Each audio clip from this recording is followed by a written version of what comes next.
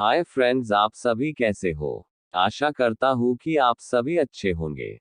आपका हमारे channel VK Jatol current affairs classes में स्वागत है। आज के इस वीडियो में हम 19 अगस्त 2023 के मुख्य करंट अफेयर्स और उनके एक्सप्लेन के बारे में चर्चा करेंगे।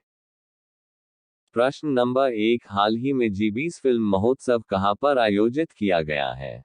दोस्तों, आपका सही आंसर नई दिल्ली में होगा। व्याख्या। जी20 फिल्म फेस्टिवल की शुरुआत 16 अगस्त से शुरू हुआ। ये फेस्टिवल 2 सितंबर तक चलेगा। इस फेस्टिवल में अलग अलग देशों की 16 अवार्ड विनिंग फिल्म दिखाई जाएंगी। जी20 फिल्म महोत्सव की शुरुआत सत्यजीत रे की मशहूर फिल्म पाथेर पांचाली के साथ की गई, जिसका लक्ष्य सिनेमा के क्षेत्र में जी20 और आमंत्रित देशों के बीच जीवंत और सहयोगी सहभागी का जश्न मनाना और चित्रित करना है।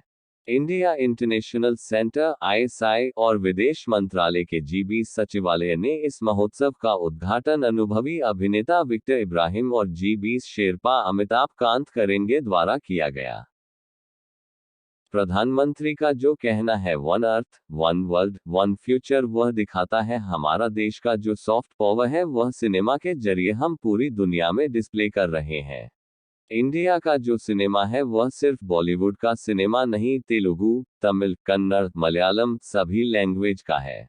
फिल्म महोत्सव में 16 अंतर्राष्ट्रीय पुरस्कार विजेता फीचर फिल्में प्रदर्शित की जाएंगी, जिसमें ऑस्ट्रेलिया की we are still here, Brazil की इना अनटाइटल्ड, जापान की एरिस्टोक्रेट्स, मैक्सिको की मेजर क्विट्स हॉट और दक्षिण कोरिया की डिसीजन टू लीव शामिल हैं।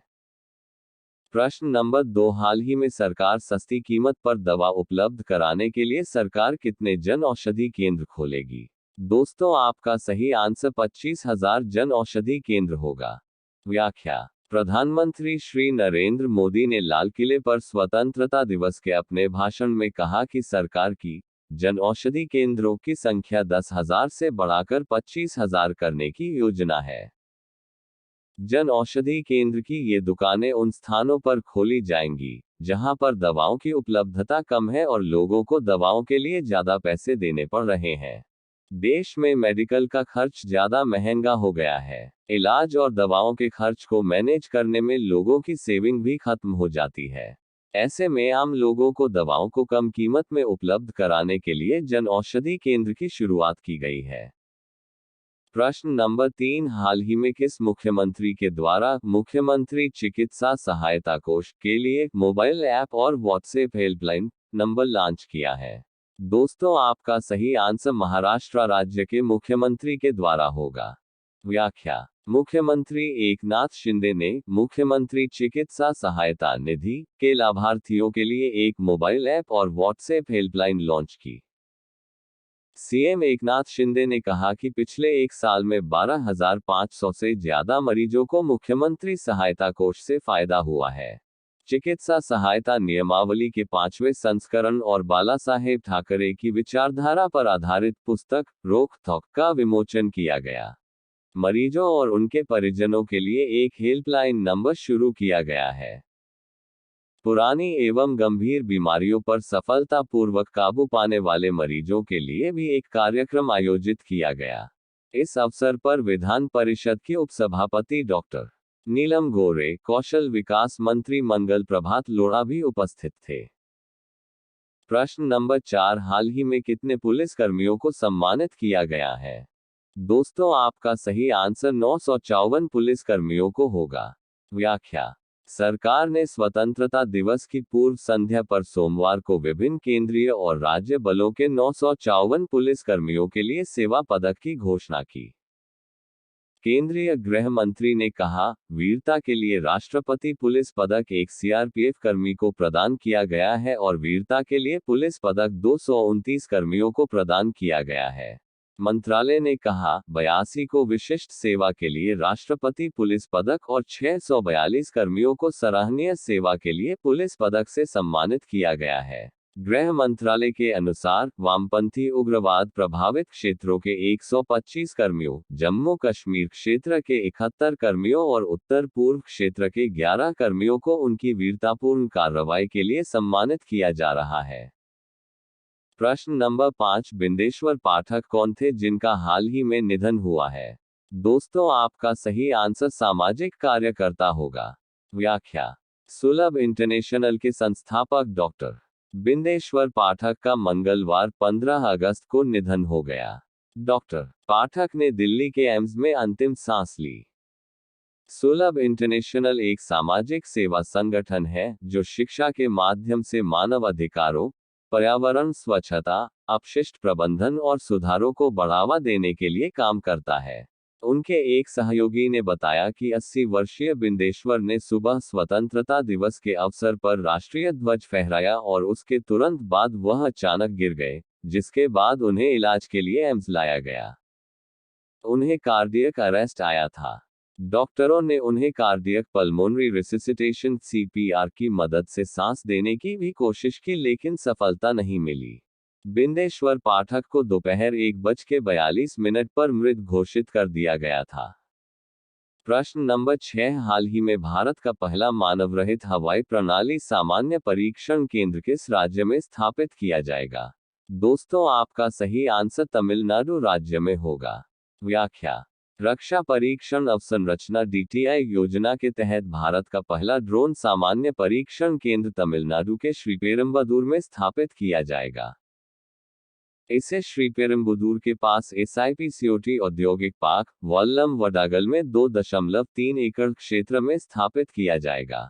इसे 45 करोड़ रुपए की अनुमानित लागत से स्थापित किया जाएगा।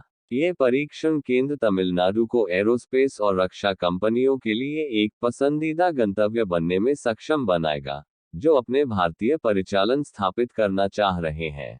परीक्षण केंद्र एरोस्पेस और रक्षा क्षेत्रों में भारत के आत्मनिर्भरता लक्ष्य को प्राप्त करने में मदद करेगा।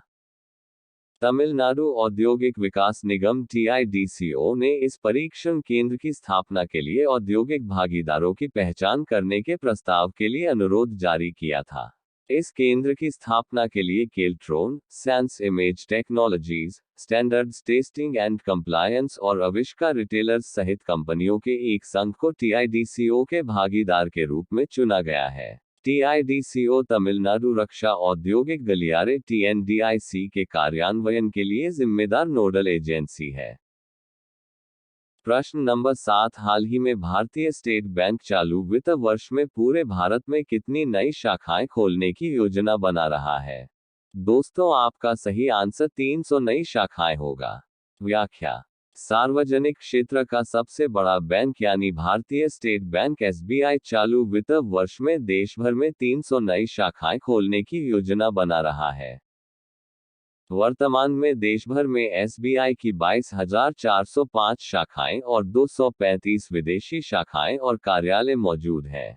गैर निष्पादित परिसंपत्तियों में गिरावट, उच्च ऋण वृद्धि और उच्च ब्याज दर के कारण भारतीय स्टेट बैंक ने चालू वित्त वर्ष की पहली तिमाही में अपना अब तक का सबसे अधिक 16,884 करोड़ रुपए का तिमाही लाभ दर्ज किया है। एक साल पहले की समान तिमाही में इसका शुद्ध लाभ 6,068 करोड़ रुपए था। एसबीआई एक चौथाई बाजार हिस्सेदारी के साथ सबसे बड़ा भारतीय बैंक, 22,405 से अधिक शाखाओं, 65,627 एटीएम व एडीडब्ल्यूएम, 76,089 बीसी आउटलेट के अपने विशाल नेटवर्क के माध्यम से 48 करोड़ से अधिक ग्राहकों को सेवा प्रदान करता है। बैंक ने अपनी विभिन्न सहायक कंपनियों यानी SBI general insurance, SBI life insurance, SBI mutual fund, SBI card इत्यादि के माध्यम से व्यवसायों को सफलतापूर्वक विविधीकृत किया है। इसने विश्व स्तर पर अपनी उपस्थिति को विस्तार दिया है और यह 29 विदेशी देशों में अपने 235 कार्यालयों के माध्यम से समय क्षेत्रों में काम करता है। समय के साथ बढ़ते हुए एसबीआई ने भारत में बैंकिंग को फिर से परिभाषित करना जारी रखा है, क्योंकि इसका लक्ष्य जिम्मेदार और टिकाऊ बैंकिंग समाधान पेश करना है। प्रश्न नंबर 8, हाल ही में भारत ने किस देश के साथ स्थानीय मुद्रा में कच्चे तेल का पहला भुगतान किया है? दोस्तों, आपका सही आंसर संयुक्त अरब अमीरात होगा। व्याख्या: भारत और संयुक्त अरब अमीरात ने अपनी अपनी स्थानीय मुद्राओं में द्विपक्षीय व्यापार समझौते शुरू किए।